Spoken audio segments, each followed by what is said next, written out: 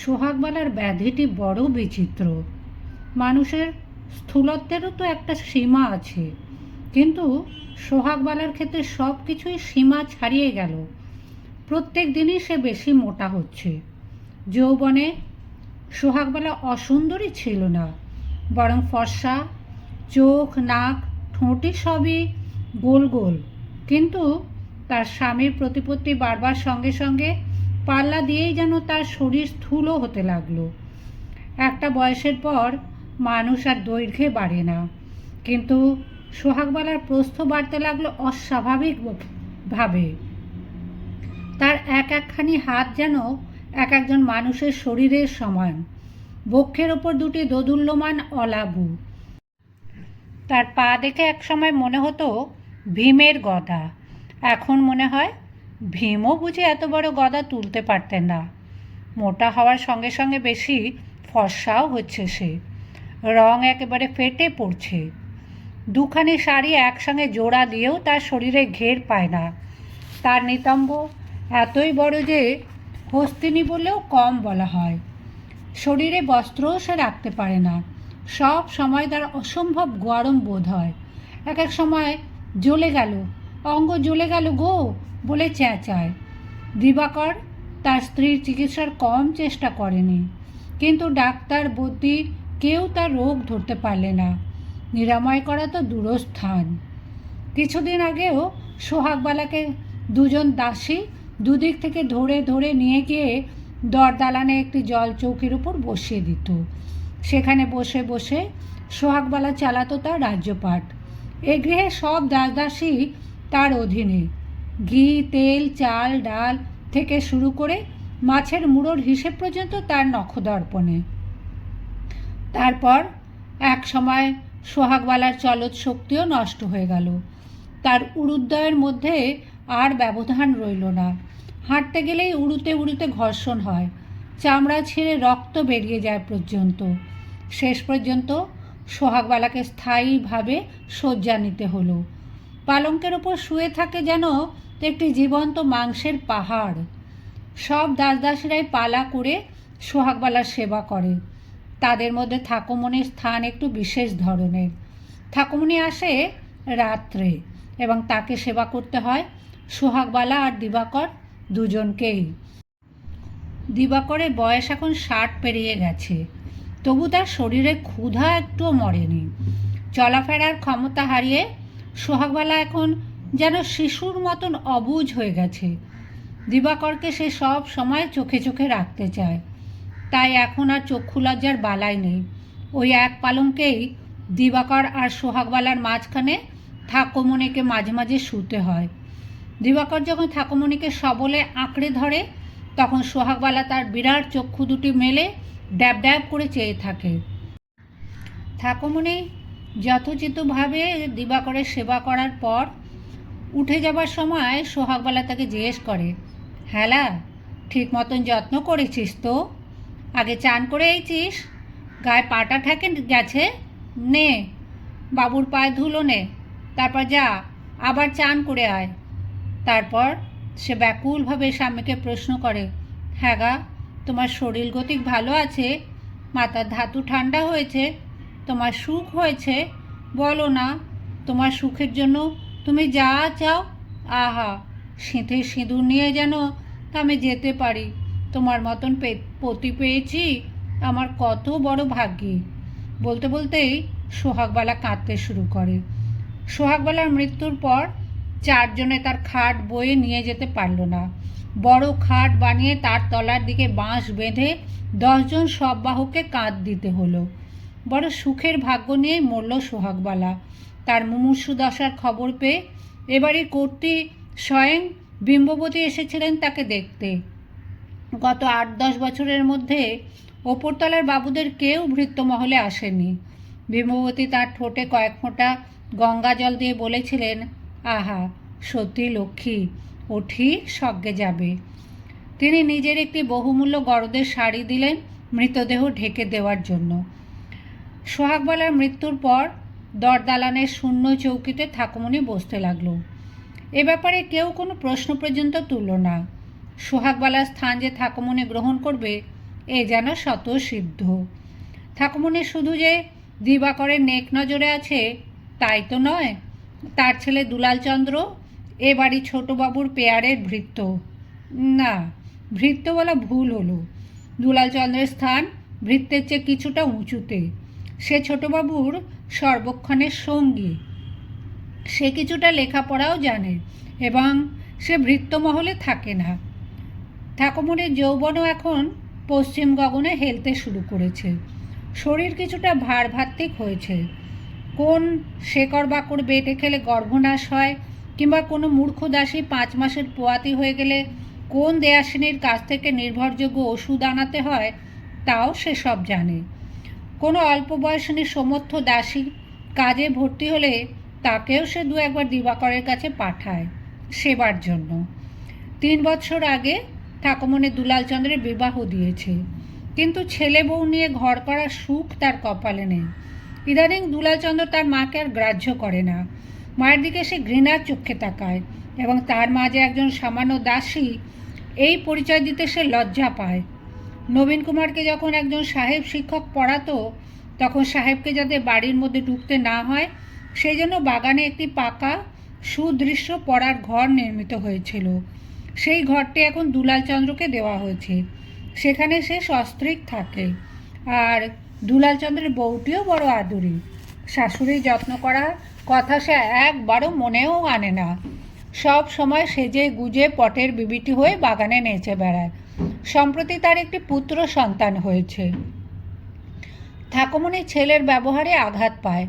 কখনো একলা থাকলে সে আপন মনে গজগজ করে। অবজ্ঞায় ওষ্ঠ উল্টে সে বাতাসকে শুনিয়ে বলে, ছেলে আমায় না দেখলে তো বয়েই গেল। ও ছেলে আমায় খাওয়াবে না পড়াবে? ভারী আমি তার তোয়াক্কা করি। আমার নিজের পায়ে দাঁড়াবার ক্ষমতা আছে, আমি কারুর হাত তোলা নই। কথায় বলে, কড়ি ফাটকা চিঁড়ে দই, বন্ধু নহি করি বই, কড়িতে বাঘের দুগ্ধ মেলে। তা হাতে এখন বেশ কিছু টাকা করি জমেছে ঠাকুমণির। মাস মাইনে 3 টাকা থেকে 6 টাকায় উঠেছে। সে টাকার তো 1 পাইও খরচা হয় না। তাছাড়া সোহাগবালার স্থান গ্রহণ করায় এখন উপরি রোজগারও যথেষ্ট। না চাইলেও অনেকে তাকে দস্তুরি দেয়। যে রাখালটা দুধ দেয় সে কিছুটা দুধ গোপনে বাইরে বিক্রি করে। তার কিছুটা হিস্সা সে ঠাকুমণিকে দিয়ে যায়। নকুর বাজার সরকার, সে প্রতিদিন ঠাকুমণিকে দেয় 1 সিকি। এমনকি 2টি জুড়ি গাড়ি, 4টি ঘোড়ার ছোলা দানাও যায় এখানকার ভাড়ার থেকে। সইসা সেই ছোলা দানাও কিছুটা বাইরে বিক্রি করে এবং তারও কিছুটা ভাগ স্বেচ্ছায় তারা দেয় ঠাকুমণিকে। ঘি, তেল, মশলা সবই ফেরিওয়ালারা দিয়ে যায় বাড়িতে। আগে ওদের কাছ থেকে বখরা আদায় করতো দিবাকর। আজকাল আর সেই সব ছুঁচো মেরে হাত গন্ধ করে না। ও সব এখন ঠাকুমণির ভাগে। নকুর ছিল বেশ কিছুদিন ঠাকুমণির আর এক নাগর, কিন্তু সে লোকটি এমনই অলোপ পেয়ে যে মিছে কথা বলা তার জুড়ি নেই। নকুরের দেশ ঘরে বিয়ে করা বউ ও ছেলে মেয়ে আছে। মাঝে মাঝে সে ছুটি নিয়ে সেখানে যায়। এবার সে ঘুরে এসে বলেছিল তার বউয়ের ক্ষয় কাশ হয়েছে, আর বেশি দিন আয়ু নেই। সেই বউটা মরলে নকুর ঠাকুমণিকেই বউ সাজিয়ে তার দেশের বাড়িতে রেখে আসবে। সেখানে নকুরের বড় সংসার, দেখাশোনার জন্য ঠাকুমণির মতন একজন মানুষ চাই। নকুর তার এখানকার রোজগার ছেড়ে সারা বছর দেশে পড়ে থাকতে পারবে না। তা সে বউটাও মরল। নকুরও সব কিছু ভুলে গিয়ে অন্যদিকে মুখ ফিরিয়ে রইল। এখন সে দিবাকরের আর এক উচ্ছিষ্ট কচি বয়সের দাসীকে নিয়ে মেতে আছে। তা থাক, তাতে ঠাকুমণির এখন আর কিছু যায় আসে না। তার যৌবন চলে যেতে বসেছে।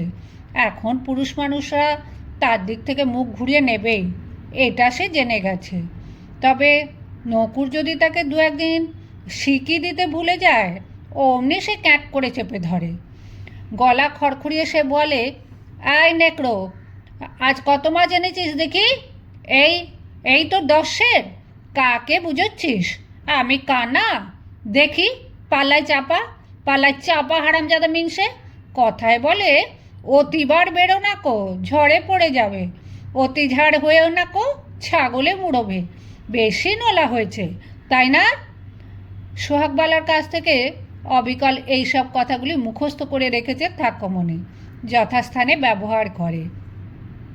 এইসব কথাতেও কাজ না হলে ঠাকুমনি চোখ রাঙিয়ে বলে, দেখ নকড়ো, ফের যদি আমার সঙ্গে ফেরেববাজি করতে আসবি তো ছোটবাবুর কানে কথা তুলে দেবো। চোখ রাঙিয়ে পিরিত আদায় করা যায় না, কিন্তু চুরির ভাগ আদায় করা যায়।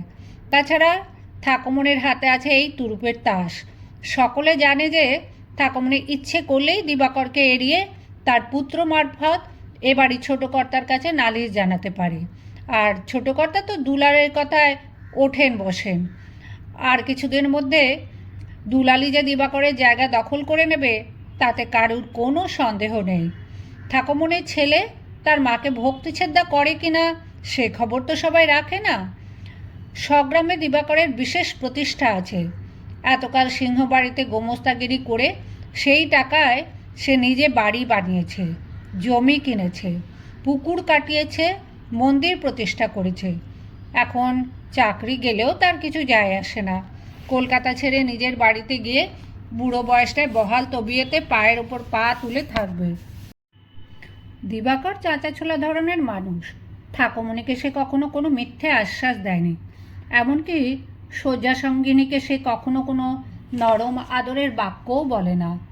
ঠাকুমনি তার সেবা দাসী, ব্যাস সেইটুকুই তার পরিচয়। যখন দিবাকরের কোনো প্রয়োজন থাকবে না তখন ঠাকুমনির আর কোনো স্থান নেই তার জীবনে। ঠাকুমনি একদিন মাত্র ভীরু কণ্ঠে দাবি জানিয়েছিল যে দিবাকর যখন দেশের বাড়িতে যায় তখন একবার কি সে ঠাকুমনিকে সঙ্গে করে নিয়ে যেতে পারে না? এর উত্তরে সে প্রচণ্ড দাবড়ি খেয়েছিল দিবাকরের কাছ থেকে। ঠাকুমনির টাকা কড়ি সব তার বিছানার নিচে।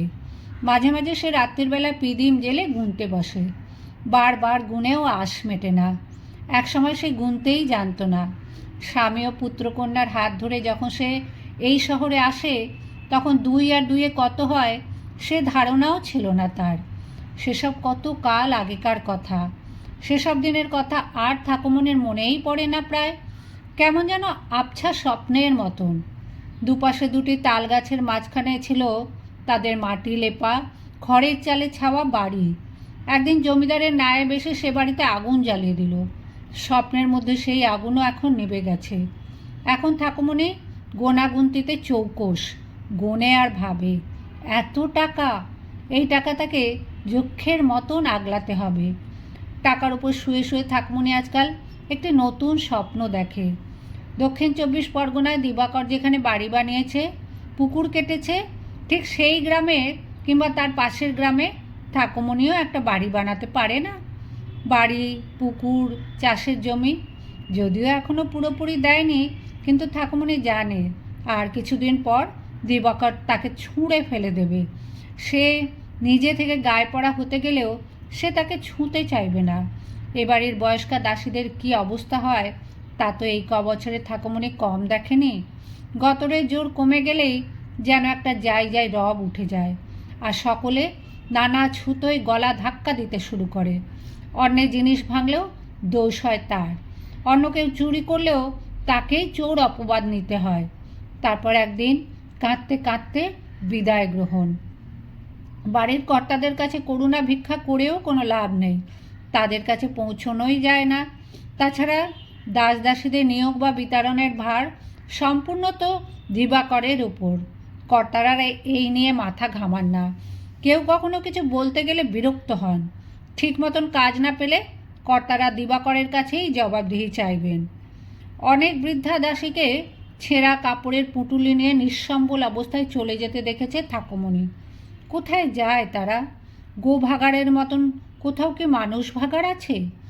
ঠাকুমনি নিঃসম্বল নয়, তার যথেষ্ট টাকা আছে, কিন্তু একলা মেয়ে মানুষ হয়ে সেই টাকা নিয়েই বা কী করবে? একটু হাত আলগা দিলেই লুটে পুটে খাবে 5 ভূতে। কিছুদিন আগেও তার সব স্বাদ আহ্লাদ ছিল ছেলেকে ঘিরে। সেই ছেলে এখন পর হয়ে গেছে, সে এখন কত ব্যস্ত। তবু তন্দ্রার মধ্যে ঠাকুমনি মনশ্চক্ষে সেই অদেখা জায়গার নির্মিত নতুন বাড়িটির ছবি তৈরি করে নেয়। কোনো অঙ্গন, ছোট বাড়ি, বাতাবি লেবুর গাছ, সেখানে ছোট বয়সী দুলাল ধুলো মেখে খেলা করছে। গঙ্গানারায়ণ নিরুদ্দিষ্ট হবার পর বেশ কিছুদিন এ গৃহ নিঝুম হয়েছিল, এখন আবার সরগরম। নবীন কুমারের দ্বিতীয় বিবাহের পর তার পত্নীর পিত্রালয়ে লোকজন সর্বক্ষণ আসে। তাছাড়া প্রতি শনিবার অপরাহ্নে বিদ্বজ্জন সমাগম হয়। সিংহসদনের সামনে সার বেঁধে দাঁড়ায় জুড়ি গাড়ি, হুম হাম করে পালকি বেহারার অনবরত এসে পালকি নামায়। মজলিস কক্ষ গম গম করে। দেশোন্নতি ও সমাজ সংস্কার বিষয়ে কত ভাব গর্ব বক্তৃতা হয়, তার সামান্যতম ঢেউ এসে পৌঁছায় না ভৃত্য মহলে। তারা শুধু জানে প্রতি শনিবার ছোটবাবুর কাছে তার ইয়ার বক্সিরা আসেন, তাদের জন্য প্রচুর খাবার পাঠাতে হবে। বাড়িতে বেশি জনসমাগম হলে দাসদাসীরা খুশি হয়। বেশি মানুষ মানে বেশি খাবার, আর তার থেকে রায় কুড়োতে কুড়োতে বেল হয়ে যায়।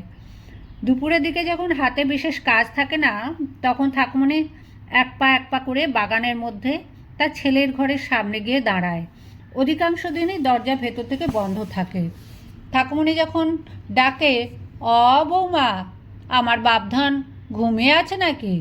ও বৌমা, একবার দুয়ারটা খোলো, অ বৌমা। দুলালচন্দ্রের পত্নী সুবালা অনিচ্ছার সঙ্গে দরজা খোলে। দুপুরের নিদ্রাটি তার বড় প্রিয়। রাতে তাকে বারবার জাগতে হয়। ছেলে কখন কেঁদে ওঠে কিংবা বিছানা নোংরা করে তার ঠিক নেই। আবার দুপুরের ঘুমটাও যদি শাশুড়ি এসে ভেঙে দেয়, তাহলে কি মেজাজ ঠিক থাকে? বউ যদি জেনে যায় যে তার স্বামী তার মাকে তাচ্ছিল্য করে, তবে সে তো আরও বেশি করে করবেই। শাশুড়িকে ভেতরে আহ্বান না জানিয়ে দরজার দুপাশে হাত রেখে সে বলে, কি খোকা তো এখন ঘুমুচ্ছে, এই অনেক কষ্টে ঘুম পাড়ালুম। তবুও একবার চোখে দেখে যাই, বাপধনকে একবার না দেখলে শান্তি হয় না। আপনি অন্য সময় আসতে পারেন না? খোকা এতক্ষণ খেলছিল। সকাল থেকে কি আমার চোখের পাতা ফেলবার সময় থাকে? এই তো বিকেল পড়তে না পড়তেই মশলা বাটা শুরু হবে আবার। বাতিনগুলো তেল ঢালতে হবে, লুচির ময়দা মেপে দিতে হবে। দুলালচন্দ্র এই সময় প্রায় কোনো দিন থাকে না জেনেও ঠাকুমনি জিজ্ঞেস করে, দুলাল কোথায়? ছোটবাবুর সঙ্গে বেরিয়েছে। এমনও হয় পরপর 3-4 দিন দুলালকে এক পলকও দেখতে পায় না ঠাকুমনি। তবু এখানে এসে একবার ছেলের খোঁজ নিয়ে যাওয়া চাই। ঠাকুমনি সুবালার মুখের দিকেও আজকাল অবাক হয়ে তাকায়। সুবালার বয়স 14। তার বাপ একজন ছুতোর মিস্ত্রি। বিয়ের সময় নাকে নোলক পড়া ভীতু ভীতু মুখ বউটি হয়ে সে এসেছিল। এখন তার নোলক নেই। সে নিয়মিত শরীর মাজা ঘষা করে আর এমনভাবে ফেটটা দিয়ে শাড়ি পরে যে তাকে ঠিক বাবুদের ঘরের মেয়ে মানুষের মতন দেখায়। এই ঠাকুমনির পুত্রবধূ, একে যে তারই সমীহ করতে ইচ্ছে করে। সুবালা দরজার পাল্লা থেকে একটা হাত সরালে ঠাকুমনি ভেতরে ঢুকে পড়ে। ঘুমন্ত নাতের সামনে গিয়ে দাঁড়ায়। তখন যেন মুগ্ধতা ঝরে পড়ে তার চোখ মুখ দিয়ে।